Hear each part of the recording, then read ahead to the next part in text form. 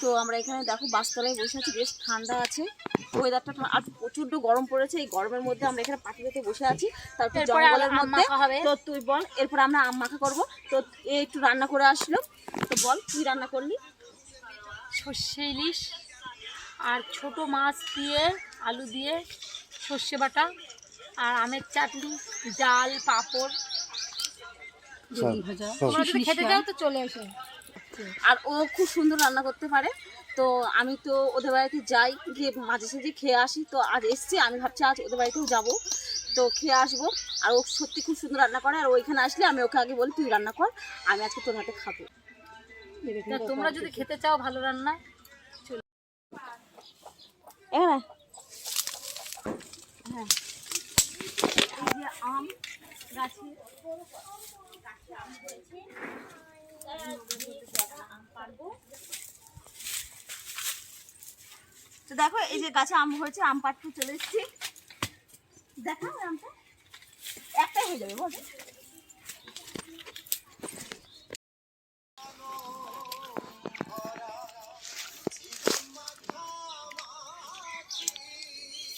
তোমাকে দেবো না, সবাইতে হয় না, এটা ঢেকে দিই।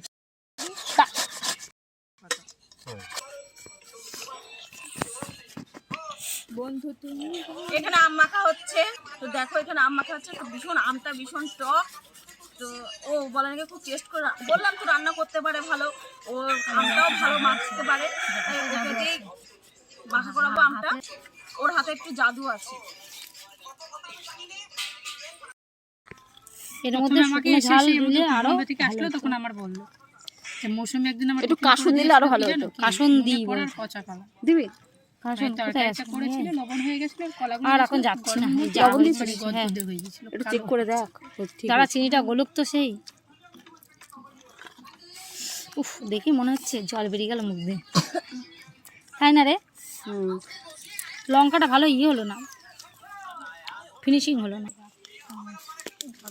এবার দেখা যাচ্ছে, হ্যাঁ তোর হাত দেখা যাচ্ছে। দারুণ হয়েছে কিন্তু। এখন দুপুর বেলায় নাও হতে পারে, কার্টুন হতে পারে। দারুণ হয়েছে,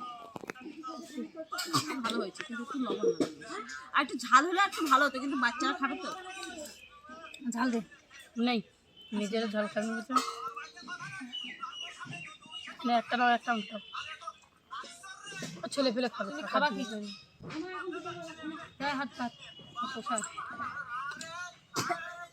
খানো না বুড়ি, ওটা তো খাবার তো, এখন জলটা ফেলবে। নেই নেই, নিবি না? হ্যাঁ নিবি, টক খাইনি।